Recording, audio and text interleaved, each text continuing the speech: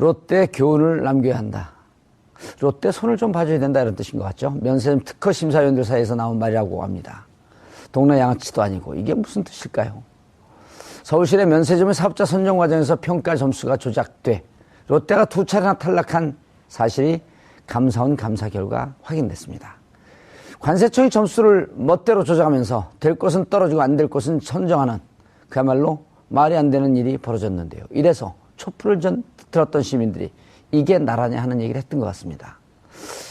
게다가 최순실 씨에게 충성맹세를 한 것으로 알려진 천홍옥 관세청장이 관여한 것은 아닌지 의혹도 커지고 있습니다. 최순실의 면세점 선정까지 손댄 걸까요? 이 문제와 관련해 세 분 모시고 말씀 나눠보도록 하겠습니다. 장윤선 오마이뉴스 기자 계속 자리해주고 계시고요. 양지열 변호사 자리하셨습니다. 네, 안녕하세요. 이거 보면서요. 동네 반장의 권한을 장악하고 있어도 하나급에 이렇게 하지 않거든요. 예? 아까 쓰신 표현이 정확하게 들어갔습니다. 양아치란 표현이. 뒷골목 양아치도 아니고. 제가 죄송합니다. 양아치들을 폄하해서. 양아치들도 이렇게 하지 않습니다. 그럼 예. 전국에 계신 양아치 여러분 죄송합니다. 예. 차재원 교수님 자리하셨습니다. 예, 안녕하세요. 예. 한때 양아치 해봤죠? 갑자기 약간 또 뒷골목. 제 어린 시절에는 소위 말해 양아치라는 사람들을 많이 보기는 했죠. 네. 함께 끔을 씹거나 그러진 않았고요. 그 정도 제가 판례를까지 가지는 못했습니다. 예. 네. 이게 진짜 나라예요. 이런 나라를 4년간을 맡기고 이걸. 그러니까요. 그러니까 해먹을 수 있는? 그러니까 빨대를 꽂아서 쪽쪽 빨아먹을 수 있는 모든 곳에 최순실 씨가 빨대를 꽂았던 것은 아닌가라는 생각이 좀 드는데요. 이들이 이런 행태를 보고 이분들을 지지했던 보수 진영 사람들이 여전히 이분들을 디펜스하고 있는 걸 보면 10%, 15%. 네. 근데 이런 정보를 잘 안 보려고 하시는 것 같아요. 예를 들면 품격 시대를 보시면 그런 생각을 할 수가 없죠, 상식적으로. 네. 그런데 이제 그분들을 위한 방송이 또 있잖아요, 인터넷 세계에. 그러니까 그런 방송을 열심히 보면, 그러니까 일종의 무슨 신앙심? 뭐 이렇게 생기는 것은 아닐까. 듣고 싶은 듣는 거죠. 예, 그런 정보만 들으면 원사이드한 얘기만 계속 듣다 보면 마치 그것이 진짜인 것처럼 착각할 수 있게 되는 거죠. 그러니까 그 집 앞에 가서 절도 하고 뭐 이런 거 아닐까 싶어요. 야, 양 변호사님, 근데 이 말이 참 기가 막혀요. 롯데한테 뭐라 그랬어요?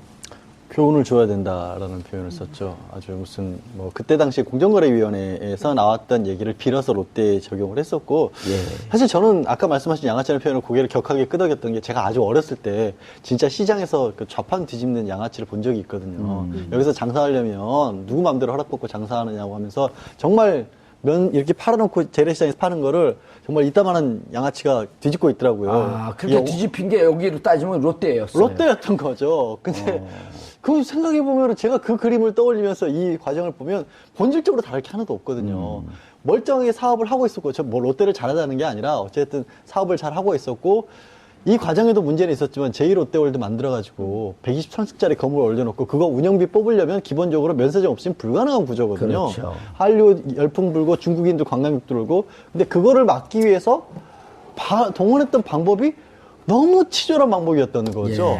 그러니까 심사 서류를 어떤 매장은 화장실하고 엘리베이터까지 매장 면적에 포함을 시키고, 그래야지 가산점을 주고, 어떤 데는 영업을 멀쩡히 하고 있는 매장도 이건 다른 기업에 용역 준 거니까 빼버리고, 그래놓고 이거를 교훈을 준답시고 해서 아예 탈락을 시켜놓고 결국엔 나중에 이른바 돈을 뜯어내고 난 뒤에 다시 줬던, 진짜 말씀하신 표현이 너무 저는 공감이 가요. 양아치 수준이었던 거예요.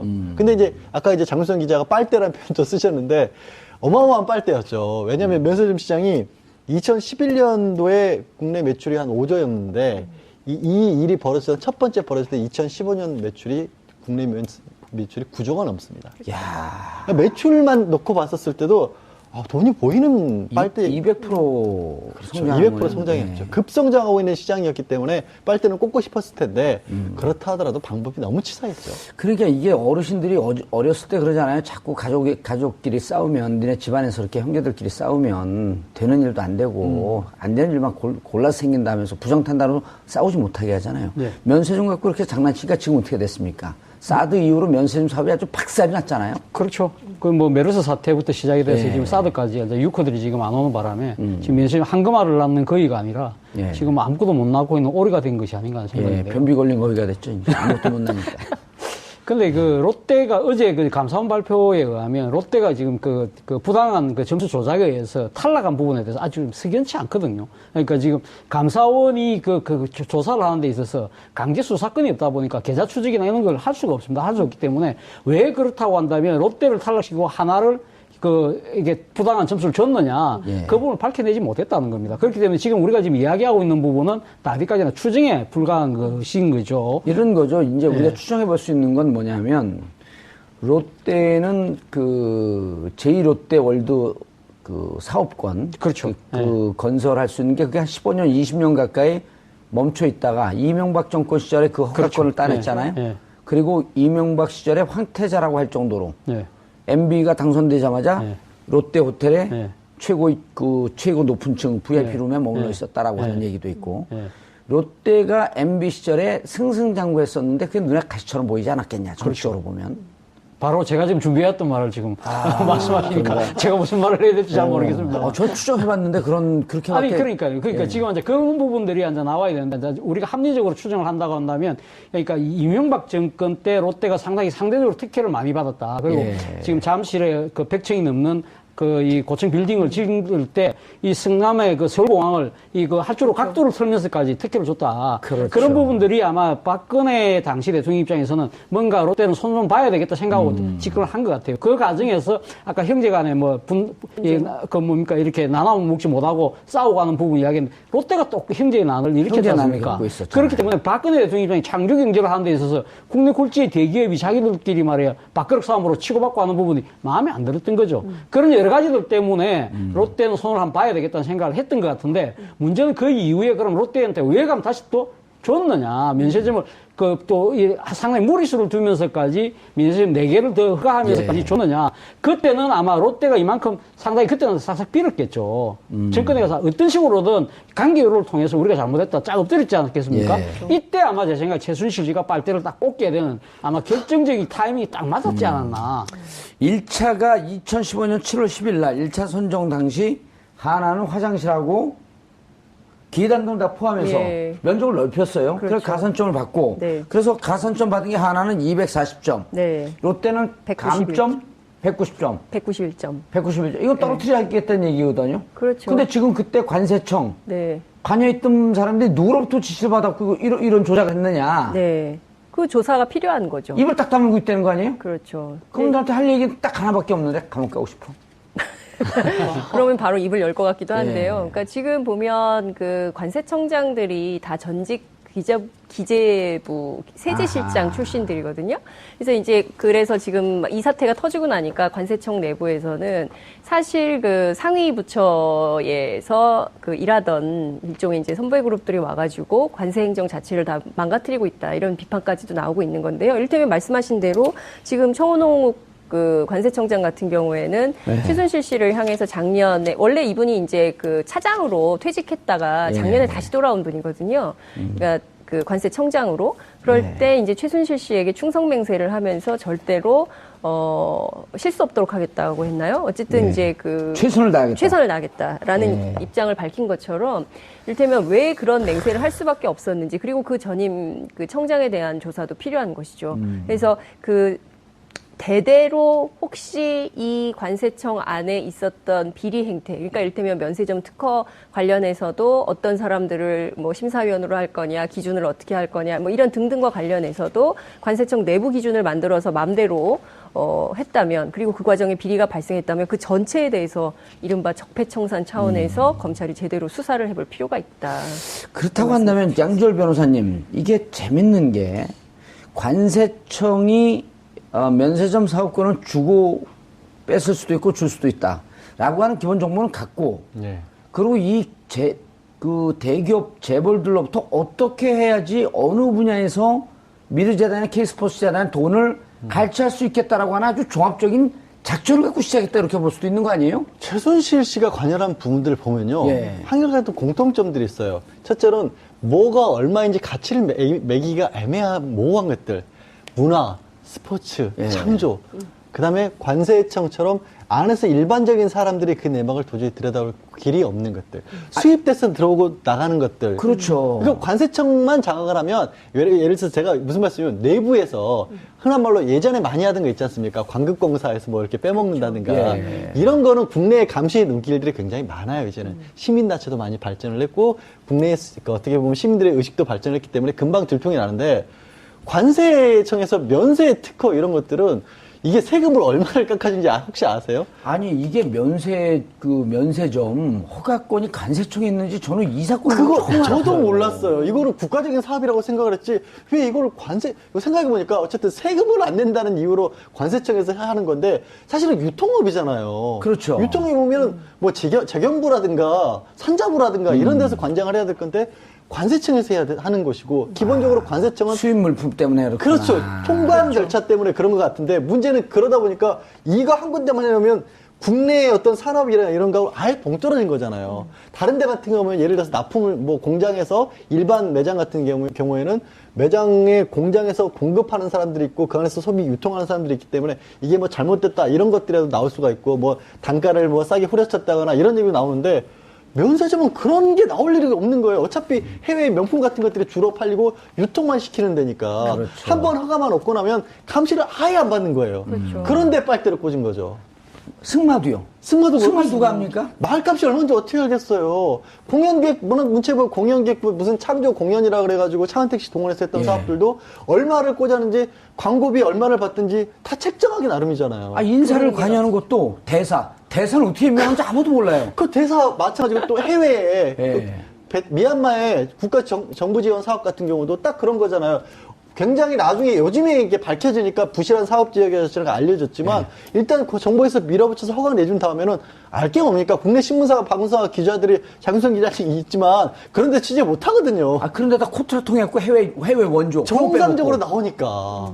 그런 거에 아주 대표적인 거였던 거예요, 이게. 황금알 낳는 거의. 그럼 이게 꽂은 오랫동안 노하우가 축적이 돼 있었네요. 그러니까 제가 봤을 저는 때는 안민석 의원이 최태민 그날 네. 박정희 대통령이 통치자금이라고 얘기할 때 참 쓸데없는 그 얘기만 하고 스타일이자- 다니나 아니, 봤는데 이게 오랫동안 노하우가 축적이 돼 있네요. 거기에다 했던 게 뭡니까? 또 그때는 태권도나 이런 일부 무술 종목을 예. 했지만 최순실 씨 같은 경우는 그걸 살짝 바꿔서 펜싱 이런 걸로 바꿨잖아요. 예. 그런 종목들로 해서 체육회 단체 만들어가지고 외관 지원하고 국가 지원도 받고 이런 거 하려고 했던 거 아니에요. 야 그런데 이렇게 1차 떨어지고요. 차재현 교수님. 네. 2차에서 또 이제는 네. 롯데가 두 번째 물을 먹어요. 네. 기부금을 상대적으로 적게 냈다 그거였는데요. 45억을 냈잖아요. 예. 근데 45억 우리 줘라. 그냥 다 시켜줄게. 그러니까 이게 상당히 어떻게 보면 땅 짓고 헤엄치는 장사 그리고 예. 상당히 황금알을 낳는 거이다 그런 측면에서 본다고 한다면 상당히 독점적인 이익을 가지니까 거기에 예. 대해서 사회적인 기여를 해야 된다 그런 측면에서 이 기여금에 대한 그러니까 기부금에 대한 그걸 하는데 롯데한테는 5년치 그러니까 지금 사실은 조금 우리가 앞서 이야기했던 부분에 조금 정정할 부분이 있습니다. 예. 팩트가 뭐가 틀리냐면 2013년도부터 허가제가 도입이 됩니다. 그 전에는 신고제였어요. 면세점이요? 예, 면세점 신고제였습니다. 신고제였고, 그러니까 그 신고하고는 자동적으로 갱신해주는 거였는데 이것이 상당히 독점적인 사업처럼 상당히 어떻게 보면 땅 짓고 헤엄치기 계속적으로 갈 수 있으니까 이걸 갖다가 이제 그 허가제를 돌린 거죠. 돌리면서 새로 앉아 지금 그 2015년부터 허가를 내주기 시작하는데 그렇다고 한다면 5년치를 기부금을 다 봐야 되는데 롯데한테만은 2년치만 봐가지고 딱 적용을 한 겁니다. 그러니까 롯데가 만약에 자기들 입장에서는 5년 동안 계속적으로 기부금을 내어온 거죠. 내어왔는데 딱 2년치만 계산을 하니까 롯데는 상대적으로 다른 투사보다 적었던 거죠. 그런 식으로 불합리하게 그렇게 기준을 했는데 그 기준조차 관세청이 그 면세 사업자들에게 공개하지 않았다는 거죠. 그러니까 롯데는 그 안에서는 떨어지고도 왜 떨어지는지를 모르는 거죠. 네. 그 아주 상당히 불합리해요. 그러니까 롯데 입장에서는 어떻게 했습니까? 그러면 강교를 다 줄대가지고 어떤 식으로든 가서 빌 수밖에 없는 거 아니겠습니까? 아니 기준도 공개 안 했다는 거예요? 그렇죠. 내부 그 기준을 안 하고 기준 공개 안 하는 이유가 예를 들면 심사위원들 같은 경우하고 결탁이 된다든지 또 여러 가지 그리고 또 하나는 이 그 신규 사업 허가에 들어갈 때는 각서를 씁니다. 떨어지고 나면 여러 가지 항의 같은 걸 아예 안 한다는 조건을 각서를 쓴다고 그래요. 그러니까 떨어지고 나도 울며 겨자 먹기로 말을 못 하는 거죠. 요즘 관공서 건물을 짓는데도요. 네. 그 자체적으로 문제가 있으니까 국장이나 과장이 한 명 정도 들어가고 다 외부 전문가들이 그 입찰 심사를 하거든요. 그렇죠. 예. 그런데 보통 이제 건물 하나 지으면 대한민국에 있는 건축가 교수 중에서 실력 있는 교수들이 한 7명 내지 12명 정도 선정되고, 그 다음에 이제 그 예를 들어 서울시청을 짓는다. 그럼 국장 한 명 들어가거든요. 그럼 이 건설사에서 어떻게 로비들을 하냐면, 그 전에 들어왔던 사람들, 전국에 이름 있는 건축가 교수들 한 200여 명 다 로비를 해버려요. 누가 걸릴지 모르니까. 근데 이번에는 관세청 이게 면허할 때는 그런 것도 필요가 없었어요. 그러니까 심사위원들한테 아예 아까 잠깐 나눴던 얘기 있지 않습니까? 심사위원들이 채점을 하는데 기본적인 그 데이터가 되는 그 기준 자체의 점수를 아예 관세청에서 조작을 해서 줘버렸고, 그 다음에 그 점수를 가지고 평가를 해달라고 외부 심사위원들에 주면서 와서는 지금 롯데가 문제가 많다라는 얘기를 또 대놓고 합니다. 그러니까 심사위원들 입장에서는 아, 가이드라인이 저렇게 떨어졌구나. 예. 그리고 아까 말씀드렸다시피 그런 건물들은 사람들이 관심을 많이 갖잖아요. 이해관계자들도 많고. 면세점 응찰할 수 있는 사람이 몇 명입니까? 그러니까, 어차피 부산 하나, 롯데 이런 데밖에 없고 자기네들끼리 하는 거니까 그냥 뭐 넘어갔던 거죠. 그리고 이제 외부에서 참석한 한 심사위원이 이때 나왔던 거 아니에요? 두 번째 떨어졌을 때 롯데 교훈을 남겨야 한다. 아니, 교훈이라는 표현 안 썼으면 좋겠어요. 그냥 쟤들 손 좀 봐줘야 돼. 차라리 이렇게 하든지. 무슨 교훈을 남겨야 돼, 그냥.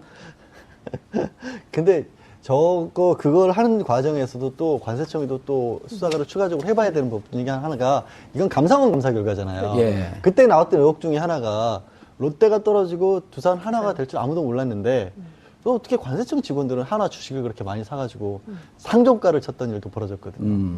그러니까 이게 정말로 부패의 부패가 온 군데 다 있었던 거예요. 압력 가해서 한 번, 두 번 떨어뜨렸다가 돈 받고 세 번째 허가 내주고, 그 과정에서 관세청 직원들은 누군가의 부당한 명령이라고 말할 수도 없는 게 자기네들도 그 정보를 알아서 주식 투자를 했던 정황도 나올까. 이거는 수사가 된 게 아닙니다. 의혹 차원이지만 그런 그때 당시 이미 언론에도 그게 보도가 됐었어요. 이게 63빌딩에 들어가 있다는 그 면세점에 썼던 그렇죠. 거죠? 실제 수사를 했어. 하나 갤러리아가 그때 주식과가 사실 이거 면세점 그 오픈되기 전에, 결과가 오픈되기 전에 상종가를 쳤습니다. 그때 그 주식 거래를 한 사람 7명이 관세청 직원이 걸렸습니다. 그래서 처벌받았습니다.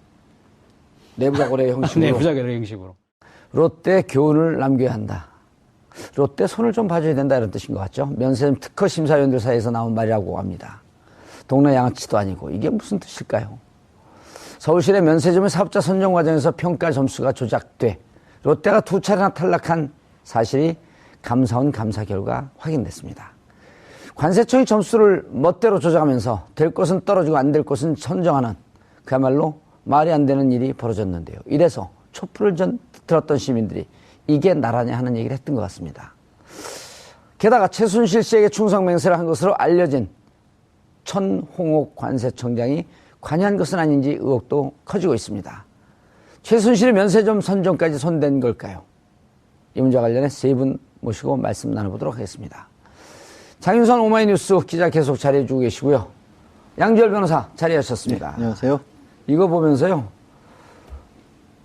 동네 반장의 권한을 장악하고 있어도 하나급에 이렇게 하지 않거든요.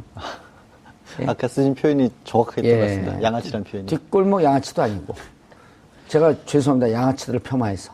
양아치들도 이렇게 하지 않습니다. 그럼 예. 전국에 계신 양아치 여러분 죄송합니다. 예. 차지원 교수님 자리하셨습니다. 예, 안녕하세요. 예. 한때 양아치 해봤죠? 갑자기 아니, 약간 또 뒷골목. 제 어린 시절에는 소위 말 양아치란. 돈이 보이는 빨대 200% 성장. 200% 성장했죠. 급성장하고 있는 시장이었기 때문에 빨대는 꽂고 싶었을 텐데 그렇다 하더라도 방법이 너무 치사했죠. 그러니까 이게 어르신들이 어렸을 때 그러잖아요. 자꾸 가족끼리 싸우면, 니네 집안에서 이렇게 형제들끼리 싸우면 되는 일도 안 되고 안 되는 일만 골라서 생긴다면서 부정탄다로 싸우지 못하게 하잖아요. 네. 면세점 갖고 이렇게 장난치니까 지금 어떻게 됐습니까? 사드 이후로 면세점 사업이 아주 박살이 났잖아요. 그렇죠. 그 뭐 메르스 사태부터 시작이 돼서 예. 지금 사드까지 이제 유커들이 지금 안 오는 바람에 지금 면세점 한금알을 낳는 거위가 아니라 예. 지금 아무것도 못 낳고 있는 오리가 된 것이 아닌가 하는 생각이 예, 돼요. 변비 걸린 거위가 됐죠. 이제 아무것도 못 나니까. 근데 그 롯데가 어제 그 감사원 발표에 의하면 롯데가 지금 그 부당한 그 점수 조작에 의해서 탈락한 부분에 대해서 아주 석연치 않거든요. 그러니까 지금 감사원이 그 조사를 하는 데 있어서 강제 수사권이 없다 보니까 계좌 추적이나 이런 걸 할 수가 없습니다. 할 수 없기 때문에 왜 그렇다고 한다면 롯데를 탈락시키고 하나를 이게 부당한 점수를 줬느냐, 예. 그 부분을 밝혀내지 못했다는 겁니다. 그렇기 때문에 지금 우리가 지금 이야기하고 있는 부분은 어디까지나 추정에 불과한 것인 거죠. 이런 거죠. 이제 우리가 추정해 볼 수 있는 건 뭐냐면, 롯데는 그 제2롯데월드 그 사업권. 그렇죠.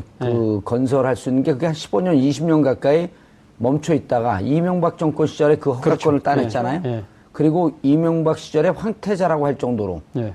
MB가 당선되자마자 네. 롯데 호텔에 네. 최고 그 좌판 뒤집는 양아치를 본 적이 있거든요. 여기서 장사하려면 누구 마음대로 허락받고 장사하느냐고 하면서 정말 이렇게 팔아놓고 재래시장에서 파는 거를 정말 이따만한 양아치가 뒤집고 있더라고요. 아, 그렇게 뒤집힌 게 여기로 따지면 롯데였어요. 롯데였던 거죠. 근데 그 생각해보면 제가 그 그림을 떠올리면서 이 과정을 보면 본질적으로 다를 게 하나도 없거든요.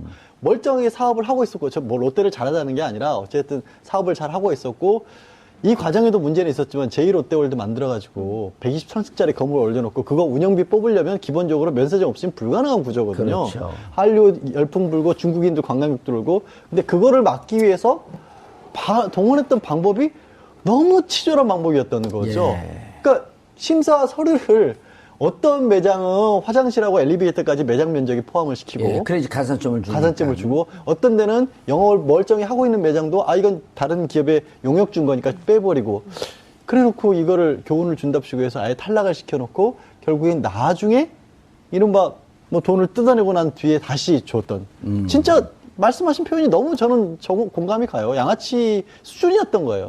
근데 이제 아까 이제 장윤선 기자가 빨대라는 표현도 쓰셨는데 어마어마한 빨대였죠. 왜냐하면 면세점 시장이 2011년도에 국내 매출이 한 5조였는데 이 일이 벌어졌던 첫 번째 벌어졌을 때 2015년 매출이 국내 매출이 9조가 넘습니다. 야, 매출만 놓고 봤었을 때도 사람들은 많이 보기는 했죠. 함께 끔을 씹거나 그러진 않았고요. 뭐 그 정도 제가 판례를까지 가지는 못했습니다. 예. 이게 진짜 나라예요. 이런 나라를 4년간을 맡기고 이걸. 그러니까요. 그러니까 해먹을 수 있는 그러니까 빨대를 꽂아서 쪽쪽 빨아먹을 수 있는 모든 곳에 최순실 씨가 빨대를 꽂았던 것은 아닌가라는 생각이 좀 드는데요. 이들이 이런 행태를 보고 이분들을 지지했던 보수 진영 사람들이 여전히 이분들을 디펜스하고 있는 걸 보면 10%, 15%. 네. 근데 이런 정보를 잘 안 보려고 하시는 것 같아요. 예를 들면 보고 싶은 것만. 예, 품격 시대를 보시면 그런 생각을 할 수가 없죠, 상식적으로. 예. 그런데 이제 그분들을 위한 방송이 또 있잖아요, 인터넷 세계에. 그러니까 그런 방송을 열심히 보면, 그러니까 일종의 무슨 신앙심? 뭐 이렇게 생기는 것은 아닐까. 듣고 싶은 듣고 정보만 싶은 듣는 거죠. 예, 그런 정보만 들으면 원사이드한 얘기만 계속 듣다 보면 마치 그것이 진짜인 것처럼 착각할 수 있게 되는 거죠. 그러니까 그 집 앞에 가서 절도 하고 뭐 이런 거 아닐까 싶어요. 야, 양 변호사님, 근데 이 말이 참 기가 막혀요. 롯데한테 뭐라 그랬어요? 교훈을 줘야 된다라는 표현을 썼죠. 아주 무슨 뭐 그때 당시 공정거래위원회에서 나왔던 얘기를 빌어서 롯데에 적용을 했었고, 예. 사실 저는 아까 말씀하신 양아치라는 표현을 고개를 격하게 끄덕였던 게 제가 아주 어렸을 때 진짜 시장에서 그 최고 높은 층 VIP룸에 머물러 있었다라고 하는 얘기도 있고, 롯데가 MB 시절에 승승장구했었는데 그게 눈에 가시처럼 보이지 않았겠냐, 정치적으로 보면. 바로 제가 지금 준비해왔던 말을 지금 말씀하시니까 제가 무슨 말을 해야 될지 잘 모르겠습니다. 저 추정해봤는데 그렇게 아니, 그러니까 지금 이제 그런 부분들이 이제 나와야 되는데, 이제 우리가 합리적으로 추정을 한다고 한다면, 그러니까 이명박 정권 때 롯데가 상대적으로 특혜를 많이 받았다. 그리고 지금 잠실에 그 100층이 넘는 이 고층 빌딩을 지을 때 이 성남의 그 서울공항을 할주로 각도를 틀면서까지 특혜를 줬다. 그렇죠. 그런 부분들이 아마 박근혜 당시 대통령 입장에서는 뭔가 롯데는 손 좀 봐야 되겠다 생각하고 집권을 한 것 같아요. 그 과정에서 아까 형제간에 이렇게 나눠 먹지 못하고 싸우고 하는 부분 이야기는 롯데가 또 형제의 난을 일으켰지 않습니까? 그렇기 때문에 박근혜 대통령 입장에 창조 경제를 하는 데 있어서 국내 굴지의 대기업이 자기들끼리 말이야 밥그릇 싸움으로 치고받고 하는 부분이 마음에 안 들었던 거죠. 그런 여러 가지들 때문에 롯데는 손을 한번 봐야 되겠다는 생각을 했던 것 같은데, 문제는 그 이후에 그럼 롯데한테 왜 가면 다시 또 줬느냐. 면세점을 상당히 무리수를 두면서까지 면세점 4개를 더 허가하면서까지 줬느냐. 그때는 아마 롯데가 이만큼 상당히 그때는 싹싹 빌었겠죠. 정권에 가서 어떤 식으로든 관계를 통해서 우리가 잘못했다 쫙 엎드렸지 않았겠습니까? 이때 아마 제 생각에 최순실씨가 빨대를 딱 꽂게 되는 아마 결정적인 타이밍이 딱 맞았지 않았나. 1차가 2015년 7월 10일 날 1차